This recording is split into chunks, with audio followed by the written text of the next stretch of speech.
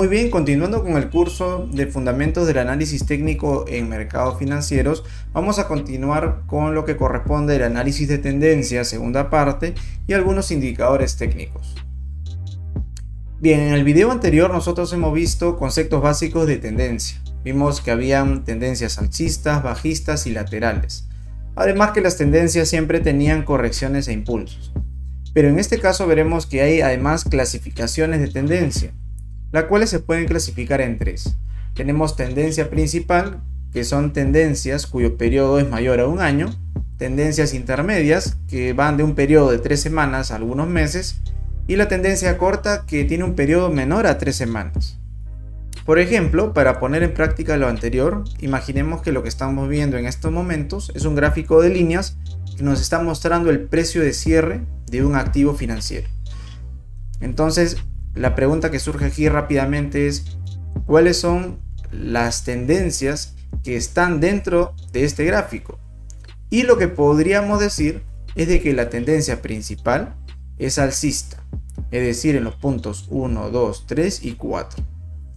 Podemos decir también de que hay una corrección intermedia en los puntos 2 y 3, que califica, ojo, como una tendencia bajista, ¿no? Recordemos que el video pasado definimos que existía una tendencia bajista cuando los puntos mínimos son cada vez más bajos y los puntos máximos también son cada vez más bajos, ¿no? Entonces claramente hay una tendencia bajista, miren, dentro de una tendencia alcista. Pero ¿en qué difieren? En los periodos, ¿no? Se supondría de que el número 1, 2, 3 y 4, o sea, esa tendencia principal tiene un periodo mayor a un año, ¿no? Mientras que se esperaría que estos puntos 2 y 3 tengan un periodo de 3 semanas a algunos meses más. Ahora, dentro de esta tendencia bajista 2 y 3 vemos de que hay una corrección B y C. Entonces, la pregunta natural que surge aquí es: ¿cuál es la tendencia observada en el gráfico? La respuesta es depende de qué periodo estemos hablando, porque podríamos estar hablando de una tendencia en un periodo de 2 meses, por ejemplo. Entonces, si es así, yo podría decir de que la tendencia es bajista, porque podría esos 2 meses estar dentro del rango 2 y 3. Pero si alguien me pregunta, tomando como referencia, por ejemplo, un año y medio, yo tendría que decir una tendencia alcista, ¿no? Por lo tanto, ¿cuál sería la mejor estrategia de inversión? En el video pasado vimos de que habían posiciones que nosotros teníamos que tomar, que son las posiciones largas y cortas, ¿no? La posición larga es comprar y la posición corta es vender. Entonces, ¿cuál sería la mejor posición? También depende de qué tipo de inversionista seas. Si eres un inversionista de corto o mediano plazo, probablemente tú estés interesado en observar justamente esa tendencia bajista que se forma en la corrección 2 y 3. Ahí tú entrarías en una posición corta, ¿verdad? Porque es una tendencia bajista. Pero si eres un inversionista de largo plazo, muy probablemente a ti te interese entrar justamente en el punto 1, ¿no? Entrarías en largo. ¿Para qué? Para aprovechar esa tendencia alcista y vender en el punto 4. Ahora, vamos a ver un caso real. Vamos a ver la cotización del Bitcoin frente al dólar, tomando como referencia los periodos de septiembre del 2020 hasta marzo del 2022. Estamos viendo nosotros de que hay una clara tendencia alcista. Dado el periodo, este sería una tendencia principal. ¿Cuáles serían los puntos? Los puntos 1, 2, 3, 4, 5, ¿no? Vemos que efectivamente es una tendencia alcista porque los puntos mínimos son cada vez más altos y los puntos máximos son cada vez más altos. Ahora, vemos que hay una tendencia intermedia dentro de esta gran tendencia, que tiene una tendencia obviamente alcista, ¿no? ¿Cuál sería, digamos, la referencia? Sería desde el 2021 hasta mayo del 2021, ¿no? Ahora, también hay otra tendencia intermedia bajista, ¿no? Vemos que está tomando cerca de 3 meses. Pero además también hay otra tendencia alcista más adelante, cerca de septiembre. Y así sucesivamente. Pero acá vemos que hay una tendencia corta, ¿no? Alrededor de septiembre, en el mes de septiembre, hay una tendencia corta, bajista, que estamos viendo ahí, ¿no? Probablemente de 3 semanas. Y vemos pues de que en los demás movimientos hay tendencias intermedias, tendencias cortas. Por lo tanto, esto aplica mucho, como ven, a casos o a cotizaciones que nosotros podemos ver en la realidad. Entonces, ¿qué les quiero decir con esto? De que depende mucho de cuál sea la temporalidad del gráfico para que nosotros podamos observar tendencias, y sobre esas tendencias que nosotros estemos observando, hagamos nuestra mejor estrategia de inversión. Y eso será obviamente en función del tipo de inversionista que nosotros seamos. Si nosotros somos un inversionista de corto plazo, veremos obviamente gráficos de 1 hora, de 4 horas, o incluso podríamos ser inversionistas intradía, ¿no? Que ven gráficos de minutos, ¿no? Entonces yo voy a observar por lo general ese tipo de gráficos. Pero si soy un inversionista de largo plazo, veré pues gráficos de 1 semana, de 1 mes, y por lo tanto observaré otro tipo de tendencia, ¿no? Bien, entonces vayamos ahora a los conceptos de soportes y resistencia. ¿Qué es un soporte? Un soporte es un nivel de precio en el que se espera que el mercado reaccione con una mayor probabilidad al alza. ¿Y qué es la resistencia? Es un nivel en el que el precio se encuentra con obstáculos para continuar subiendo y el precio comienza su descenso o cambio en su tendencia. La comprensión de estos conceptos son muy relevantes porque a menudo representan cambios de tendencia. En el gráfico de la izquierda vemos claros soportes con líneas verdes y claras resistencias con líneas rojas. ¿Y qué estamos viendo? De que al inicio del gráfico hay cierta indecisión en el mercado sobre el valor futuro del activo. Vemos precisamente que en los precios mínimos del activo hay todavía una esperanza por parte de los inversionistas en que este activo va a incrementar su valor, pero no lo suficiente, porque hay un determinado obstáculo que puede ser un factor externo, incertidumbre, entre otras cosas, que no le da esa confianza al inversionista para invertir su capital en este activo. Sin embargo, esto se rompe y vemos de que la resistencia se convierte en un soporte, ¿no? Y esto ocurre justamente cuando hay cambios de tendencia. Luego pasamos a una nueva fase también de una tendencia lateral muy corta, que está a la mitad justamente del gráfico, pero que finalmente rompe la resistencia y otra vez se va a un valor más elevado. Esto es un ejemplo de cómo funcionan los soportes y resistencias, que es muy importante para tomar posiciones largas y cortas. Para esclarecer esto, vamos a ver el gráfico de 4 horas de la criptomoneda Luna frente al dólar. Vemos de que la última semana de noviembre del 2021 hay una tendencia lateral en donde el precio aún no rompe ese punto máximo que se forma aquí. Bien. Luego lo que veo es de que a finales de noviembre efectivamente ocurre esa ruptura, confirmando de que hay un interés por parte de los inversionistas en invertir en esta criptomoneda. Luego veo que el punto máximo que está aquí, vamos a señalarlo, ¿no? El punto máximo que está aquí, este punto máximo, tiene una pequeña corrección y el impulso que alcanza después, este impulso, no rompe este máximo, o sea, no supera este máximo, por lo que yo ya podría suponer de que hay una aquí resistencia, ¿no? Y efectivamente fue una resistencia durante las 2 primeras semanas de diciembre. ¿Cuándo se rompe esta resistencia? El 20 de diciembre. El 20 de diciembre se rompe la resistencia, que confirma nuevamente que el interés por la inversión en este activo prosigue, ¿no? Y yo detecto que el máximo se produce en ese punto de allí, ¿no? Que es un máximo global, digamos, ¿no? ¿Qué hubiese pasado, haciendo un paréntesis aquí, si yo invertía en este punto mínimo o cualquier punto de esta tendencia lateral? Imagínense lo que se hubiera ganado si yo vendía en este punto máximo.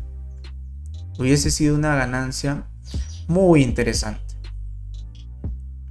Ahora, hubiese sido un error si yo esperaba que haya una próxima rotura de resistencia, porque luego no pasó eso, ¿no?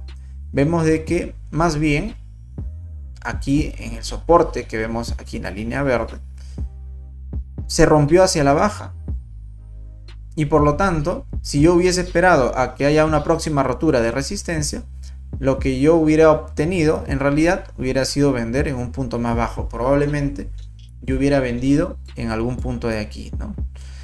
Porque recuerden, así como las resistencias se rompen hacia arriba, aquellos soportes que se rompen hacia abajo indican un desinterés por el activo. Por lo tanto, yo hubiese vendido acá, ¿no? Y de hecho se ve pues de que hay una clara diferencia en vender en este punto de aquí con el punto de acá, ¿no? Obviamente hubiera ganado de todas maneras, pero no hubiera ganado tanto como hubiese ganado en este punto, ¿no? Y luego finalmente, bueno, hay otra resistencia y otro soporte, ¿no? Que también encuentro en el último punto del gráfico. Entonces, esa es la idea de analizar soportes y resistencias, detectar justamente cambios de tendencia para ejercer mis posiciones cortas o largas dependiendo sea el caso. Continuando con la mejor manera de ejercer nuestras posiciones, siempre es bueno realizar trazos de las líneas de tendencia. Y para trazar una línea de tendencia orientativa, usualmente se usa como criterio la existencia de por lo menos 2 puntos. Bien. Un tercer punto vendría entonces a confirmar la línea de tendencia, lo que confirmaría esa tendencia orientativa, ¿no? Una vez confirmada la tendencia, se esperaría que tal tendencia continúe, lo que resultaría atractivo para tomar posiciones largas. Los inversionistas de corto plazo pueden aprovechar las resistencias para efectuar operaciones en corto. Sin embargo, una vez que la tendencia se rompe, es recomendable replantear la estrategia, tal como vimos en el gráfico anterior, ¿no? Cuando más bien el soporte se rompió hacia abajo, yo ya no vendí en el punto máximo, sino vendí en ese rompimiento, ¿no? Entonces eso también me lleva a modificar mis estrategias. Pero en resumen, siempre es recomendable trazar líneas de tendencias orientativas. No todas estas líneas de tendencias se van a terminar confirmando, ojo. Yo puedo trazar una línea de tendencia, pero el tercer punto no necesariamente va a confirmar mi tendencia orientativa. Asimismo, también tenemos que prestar mucha atención a la inclinación de las líneas de tendencia. Vamos a ver que la mayoría de las tendencias forman una línea de 45 grados. Sin embargo, una línea de tendencia que está muy inclinada, como la línea de tendencia 1, indica que los precios están avanzando demasiado rápido. El problema es de que cuando ocurre esto, el actual ascenso tan inclinado no se mantendrá, ya de que muchos inversionistas aprovecharán los ascensos rápidos para tomar posiciones cortas. Por su parte, una línea de tendencia muy plana mostraría una debilidad en la tendencia, por lo que se esperaría una próxima ruptura. Es importante también realizar la línea de canal. Es un trazo que captura la variación de los precios en dos líneas paralelas, la línea básica y la línea de canal. Para trazarla se necesitan los puntos mínimos y máximos de una tendencia como se muestra en el gráfico. Dentro de esta área se pueden realizar operaciones de corto plazo provechosas.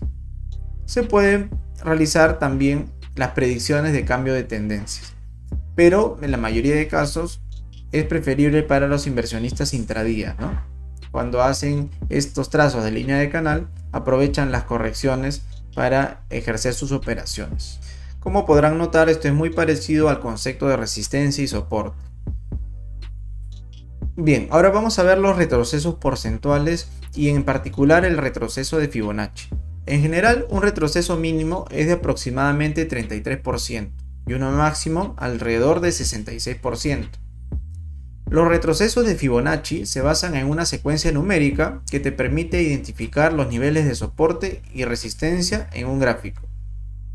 En particular, los valores de 61.8% y 38.2% son recurrentes en la secuencia de Fibonacci. En una tendencia alcista, se va a partir del punto mínimo y se traza la secuencia desde el punto mínimo hasta el punto máximo, luego de abajo hacia arriba. En la tendencia bajista, por el contrario, apuntaremos el cursor del ratón al punto máximo y luego bajaremos al nivel mínimo en el gráfico, de arriba a abajo. Veamos el ejemplo del gráfico izquierdo que nos muestra la cotización del euro frente al dólar en gráfico diario y vemos de que efectivamente se trazó aquí un retroceso Fibonacci del punto máximo al mínimo, ya que esta es una tendencia alcista. Y nos generó los siguientes números, en donde los números claves son los cercanos al 66 y 33%. En este caso estamos tomando 38.2% y 61.8%. ¿Qué es lo que nos mostraría este gráfico dado la interpretación que le hemos dado aquí? Es de que en el 38.20%, en donde el valor del euro era 1.34, se iba a generar un soporte. Y en el 61.8% o un valor de 1.37 del euro, se iba a generar una resistencia. Vemos de que efectivamente eso ocurrió. Y aquí se formó un interesante soporte y una resistencia, que después quebró en marzo, ¿no? Pero si nosotros lo vemos desde el punto de vista de un inversor que trazó el retroceso Fibonacci en este punto y que aquí entró en largo, entonces hubiera sido muy útil este análisis, dado que me habían indicado o me habría indicado este indicador que en este punto en donde el euro valía 1.37, yo tenía aquí que venderlo, ¿no? Entonces acá compraba, vendía y generaba ingresos adicionales. Ahora, un cuestionamiento válido es indicar de que una venta aquí no es mejor que una venta más arriba, o sea, luego de que esta resistencia se rompió. Pero recuerden que este retroceso Fibonacci es un cálculo estadístico que se realiza y que no funciona en el 100% de los casos. De hecho, sí funciona en este primer periodo, pero no es dinámico, o sea, no se mantiene para los demás periodos. Yo aquí tendría que, a través de mi estrategia de análisis técnico, definir si voy a vender aquí o vender arriba. Recuerden que al tomar esta decisión también hay un riesgo a que el soporte se rompa. O sea, de que alcance una corrección hacia la baja y que el soporte se rompa y yo obtenga menores ingresos. Por lo tanto, ya esto dependerá de la capacidad de analista técnico que tengas para asegurar generar mayores ingresos. Pero en general este retroceso Fibonacci sí funciona muy bien y sí es recomendable siempre usarlo para el análisis técnico. Bien, ahora llegó el turno de hablar de los indicadores técnicos.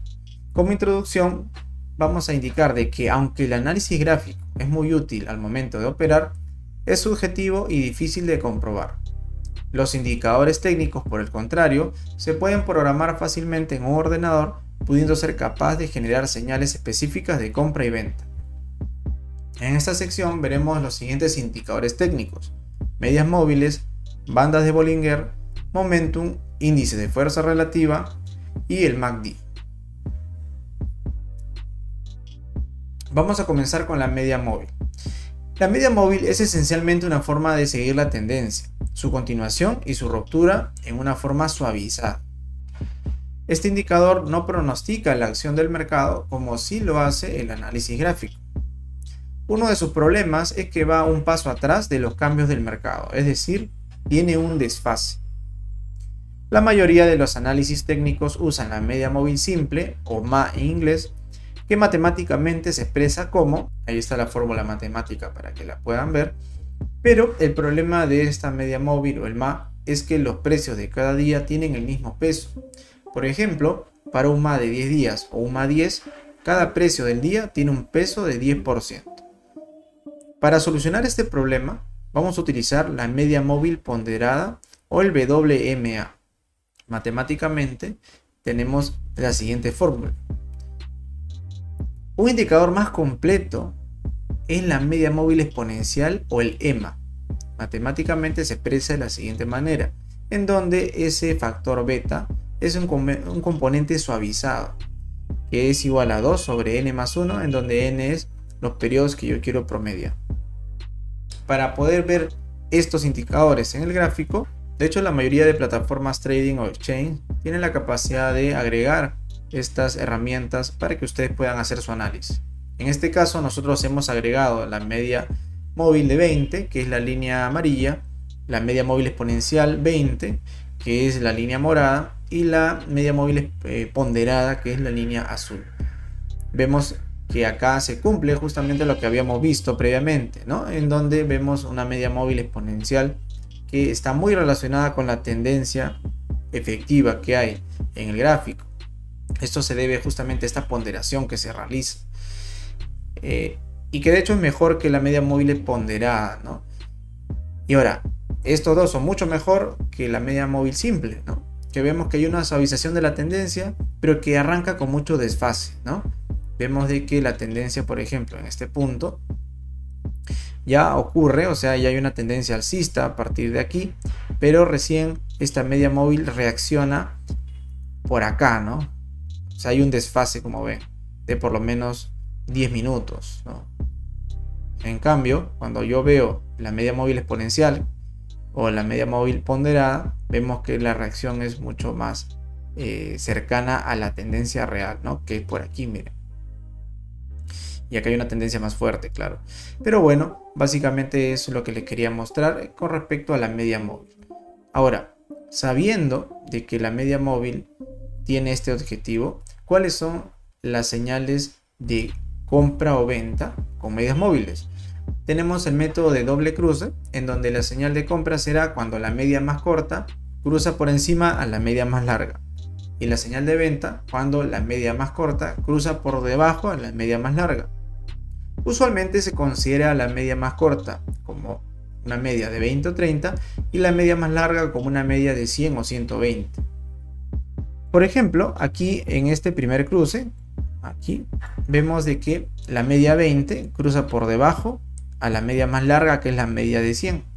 Entonces, como ven, esto ocurre cuando hay una tendencia alcista, ¿no? Es decir, que una señal de compra efectivamente se da cuando hay este cruce de medias. Luego, la tendencia bajista que me está marcando acá marca también el cruce de medias. Como ven, la media más corta ahora cruza por encima, lo que me indicaría una señal de venta, en donde si yo lo hubiera tomado hubiera obtenido beneficios. Aquí nuevamente hay otro cruce de la media corta y la media grande. En este caso la media corta cruza por debajo, lo que me indica una señal de compra que se reafirma en la tendencia alcista que viene posteriormente, ¿no? Entonces, como ven, esta es una de las formas en cómo ustedes podrían emplear sus estrategias tomando las medias móviles.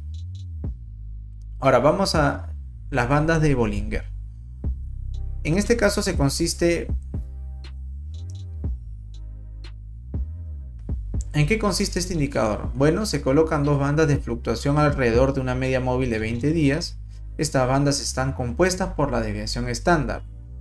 En ese sentido, las bandas miden la volatilidad del activo en los últimos 20 días, por lo que a mayor volatilidad, mayor amplitud de las bandas.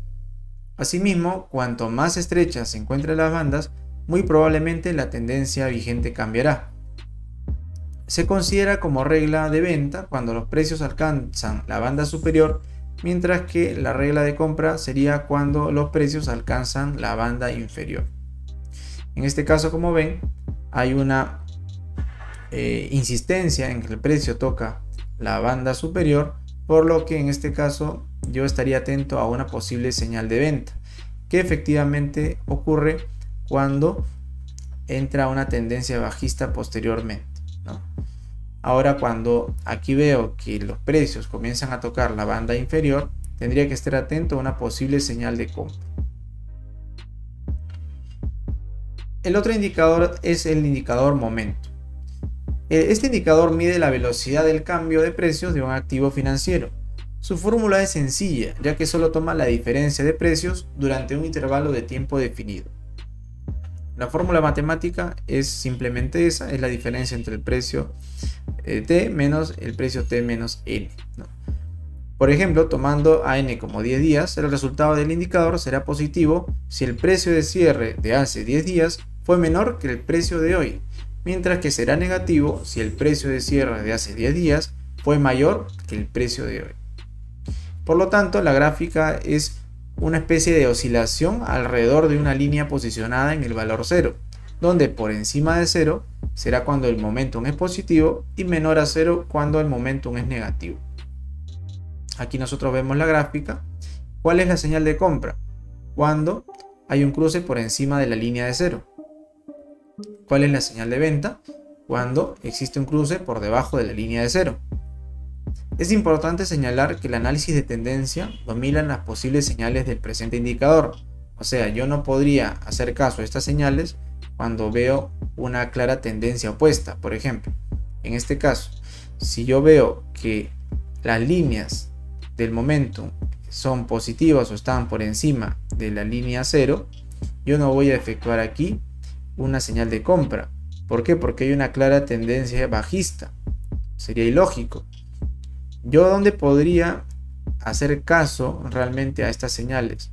Cuando me está acompañando la tendencia. O sea, cuando yo veo que hay una tendencia claramente positiva o alcista y veo que el indicador momentum lo reafirma con la parte positiva del gráfico, o sea, cuando la línea está por encima de la línea 0, entonces ahí es donde realmente este indicador tiene utilidad.